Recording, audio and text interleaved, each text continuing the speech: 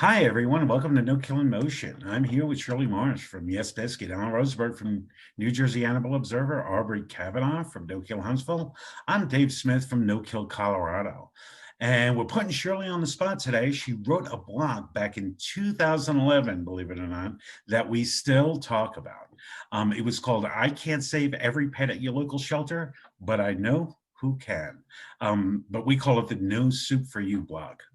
It was just a line in there back then that actually meant something. Some of you will know that, some of you may not. But it was a great blog about animal advocacy and the fact that we have to really take responsibility. And I shouldn't actually interpret this, I'm going to ask Shirley a little later on, but that you should take responsibility inside your own community, right? And in your own organization for saving. Someone who actually blogs, which all of us do. I think we all hear this every once in a while. Oh, you're just a keyboard warrior. You don't actually do anything. I disagree with that, but I'm going to let you guys talk about it. Aubrie, why don't you talk about No Soup for You? When I first read this in March of 2011, it just really resonated with me. I mean, I was at a point where I had hit a wall in dealing with officials, with municipal officials in Huntsville, Alabama, where I work. I was on the verge of putting together a coalition of people that would work together. And I kept hearing all the time that I wasn't allowed to be critical of the animal shelter unless I was doing A, B, C, D, E, F, and G. That I wasn't allowed to have a voice about how my tax dollars were being spent. And I would hear people all the time say, well, if you want to help, why don't you come down here and pull 50 dogs? Why don't you come down here and volunteer? Why aren't you fostering 10 dogs? Why aren't you doing all these things? So when I read the blog, it just really resonated with me. And it resonated with me so much, and jumping a little bit further ahead, I ended up using one of the paragraphs in the blog when I published my book a couple of years ago. And I saved it, and I just keep going back to it. And bear with me, I just want to read it really quick because it was just so important. When Shirley was talking about how you reform a community, she had said something like, I'm not going to rent a truck and drive to your community shelter from my home to load up every friendly pet and bring them back to where I live. But this is what she said. She said, in reality, it takes a group of dedicated animal advocates willing to stir things up in their own community by challenging the status quo and refusing to accept killing as a means of population control. There are consequences to such actions. Old friendships may be broken, egos may be bruised, glass houses may be shattered. This ain't no fairy tale. It's hard work, which will be met with resistance by some. You will no longer be able to ride the I love everybody and everybody loves me bus. You will not be nominated for homecoming queen. No soup for you.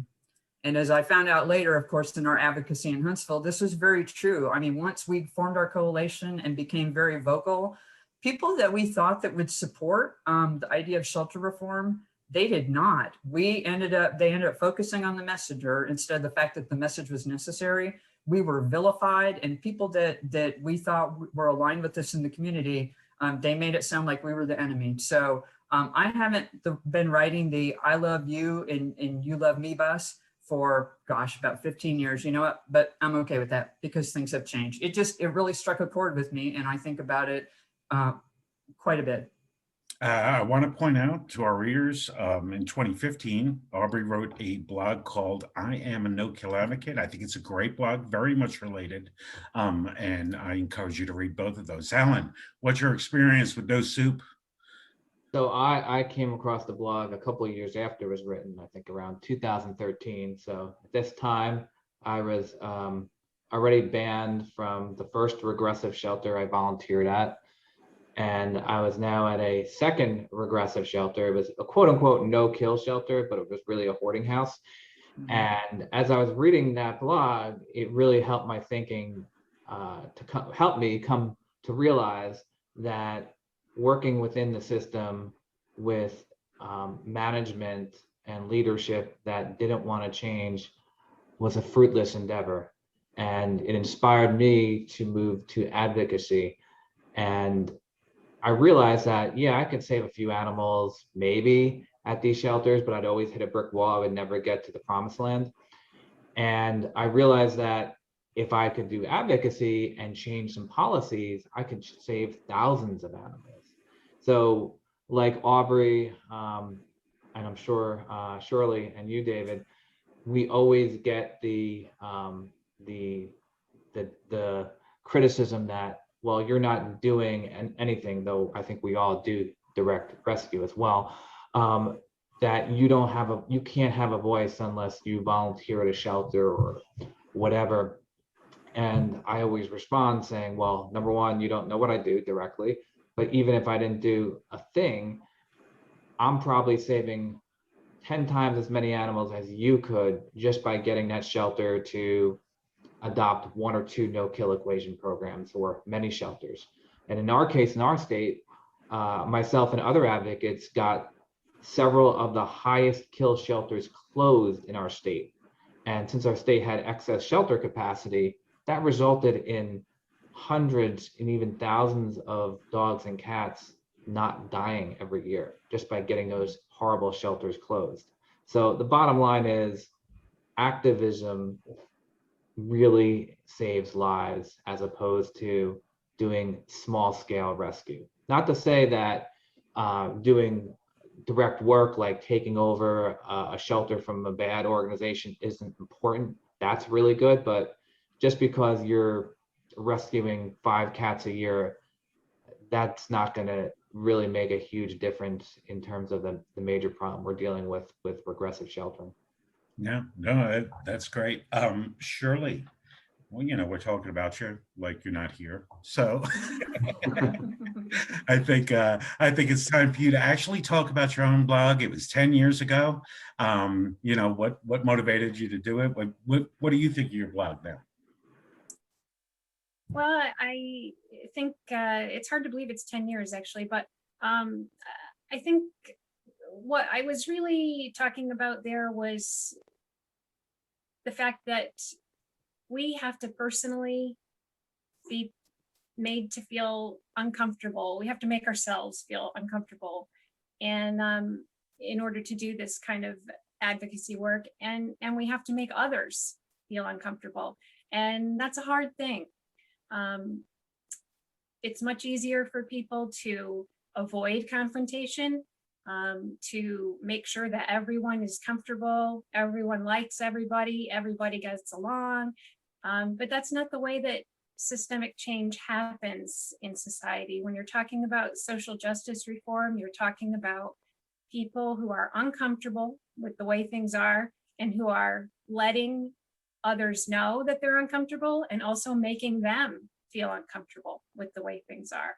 And until that happens, there just isn't that driving force for change. So No Soup for You was a Seinfeld reference for any of you young people. But the idea was that it may not be popular. It may not make you any friends. It may lose you friends. But if you have a vision of what you're working for, I think you'll find it's a worthwhile endeavor. Well, basically 2011 is when No Kill Colorado started, and I've been uncomfortable since then. So I think you're right. David, can I add one more thing, David? Because I was thinking while Shirley was talking,